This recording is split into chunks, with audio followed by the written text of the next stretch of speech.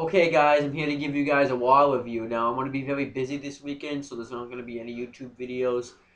I know it's Thanksgiving weekend, but I'm going to be busy, so... Oh my gosh.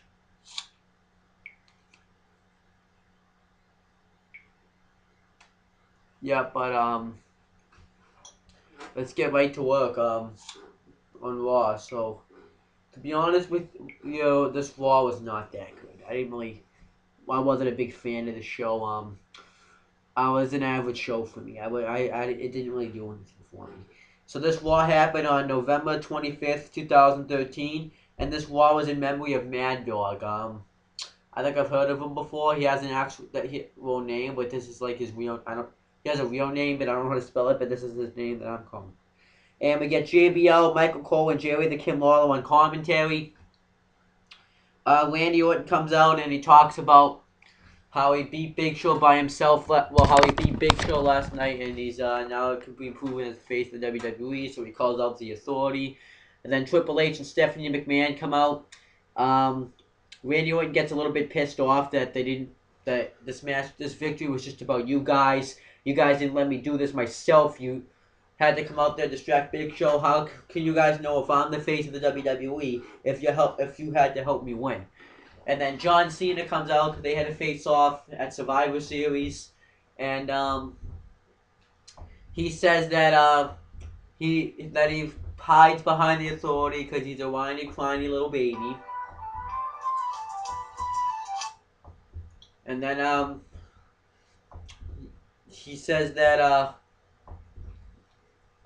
he challenges Randy Orton to a match for the to combine both the World Heavyweight Championship and the WWE Championship.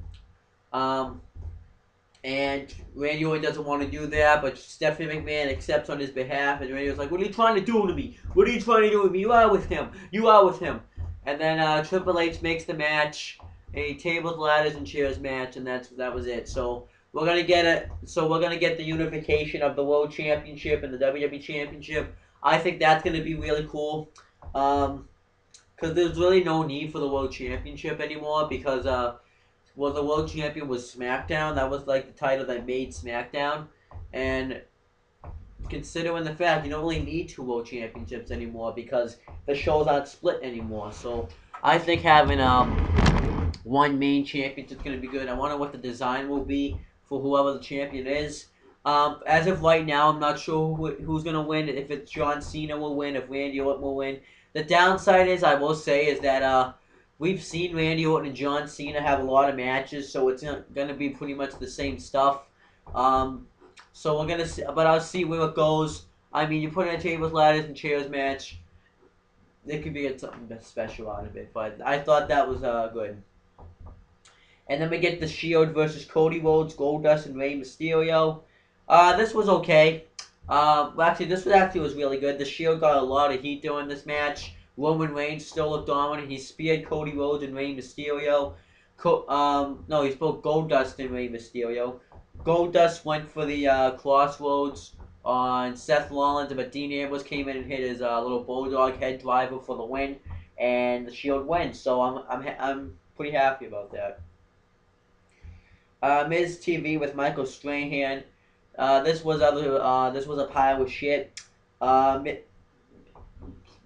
Titus O'Neil comes out to mock Michael Strahan. He has like a gap between his teeth. He says some stupid shit. Michael Strahan comes out and it makes the main event. This was actually, I think, the best part when he made the main event. John Cena and Big Show versus Randy Orton and Alberto Del Rio. So then Miz at. By the way, why is there a guest host if we have general managers now with Brad Maddox? So what's the point of having Brad Maddox, the GM of Triple H, is putting in guest host? Another thing, what was the point of the guest hosting?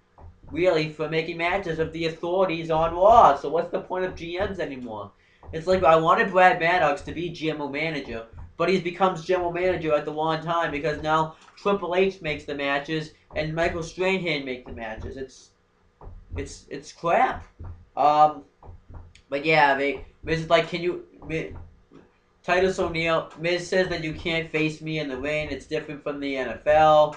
But Titus O'Neil tells Michael Strahan that you couldn't just take a simple move from Miz, a simple hip toss. Michael Strahan wants to prove him wrong. Hip toss Miz, hip toss Titus O'Neil. There you go. They raise hands. I don't know what the point of this was. I really don't. I knew he was gonna do something like this though. Curtis Axel and Ryback versus Biggie Langston and Mark Henry.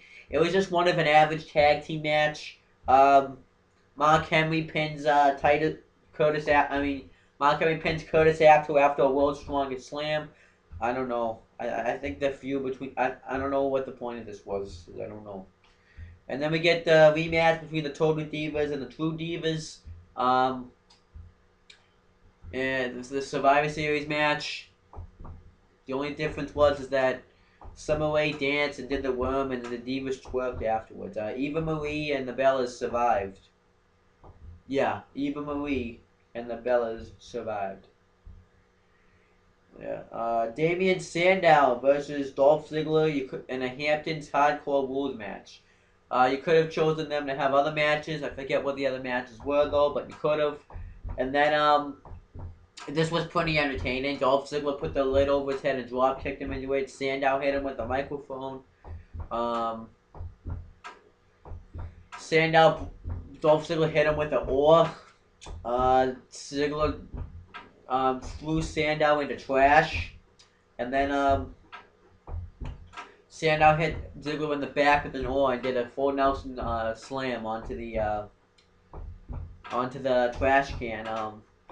This wasn't too bad. I thought this was pretty entertaining. They're probably going to do another rematch next week since Ziggler won last week and Sandow won this week. Santino Marella and Michael Strahan are backstage. He did crap. Eric Rowan comes up with the goat mask and hands it to Michael Strahan, and he puts it on, so I thought that was cool. And then we get CM Punk and Daniel Bryan versus the Wyatt family. CM Punk gets a yes chant going, and he says that no team can beat CM Punk and Daniel Bryan because we're unstoppable. The Wyatt family come out. They have a pretty good match. They end up getting disqualified though when they got in the win and just attacked Punk and Bryan. Harper lays out Punk with the clothesline of Bray Wyatt and afterwards the Wyatt family kidnap Bryan. CM Punk tries to go save him, but Roman Reigns spears him in the Shield triple ball on Punk in the win. So it made both groups look pretty strong, I thought. I wonder what they're gonna do with since they kidnapped Bryan. I think they actually will do something with it. They didn't do anything when they kidnapped Kane. I mean, Kane's crap now. I think. I mean, I thought this corporate Kane would be good, but he doesn't do anything. We barely see Kane on TV anymore. I mean, when he came back, I thought he'd be like this monster with the Wyatt family, but no, he's with the Authority and he doesn't do nothing. So what's the point? But anyhow, I thought that was good though. Miz is backstage, talks to this girl to hype up the Christmas movie, and Kofi Kingston versus the Miz. This wasn't too bad. It was the same match in Survivor Series, but it was still good. Miz pins Kofi after he hit the crossbody, and Kofi was done going for the cover. Miz just rolls him up afterwards, so I thought that was good. Mick Foley sells the WWEshop.com merchandise this week. I thought he did a good job. He was Mick Foley, then he was Dude Love, then he was Mankind. I don't know why, but they completely forgot about Cactus Jack, but I thought that was good. Shaw Miss Sandy interview. He did like a Sandy stuff. I thought that was fine. Xavier Woods with the Funkadactyls and R-Truth versus Heath Slater with Jinder Mahal and Drew McIntyre. Xavier Woods wins with Heath defeat. I haven't even. This guy's only been around for 2 weeks, and I have a feeling that this is always going to be used for is this comedy segment. He doesn't get used for anything else. And then like the superstars and like the divas approach Michael Strahan to ask him for his autograph. And then like John Cena was with him. There was some luck in his match. Then we got John Cena and Big Show versus Randy Orton and Del Rio. They dominate Cena for a bit, and the Big Show makes a comeback. But Del Rio kicks him in the head, and Big Show's kind of disoriented afterward because he's feeling the aftermath after the punt. The doctors do stop it, so they do their job, and then John Cena makes the hot tag, beats Del Rio with the STFU. Del Rio tries to attack him from behind, but Cena hits an FU on him. Randy Orton hits him with the WWE Championship and holds up both championships. Raw was pretty average this week. I didn't really like it that much. I thought it was okay. Hopefully next week is better.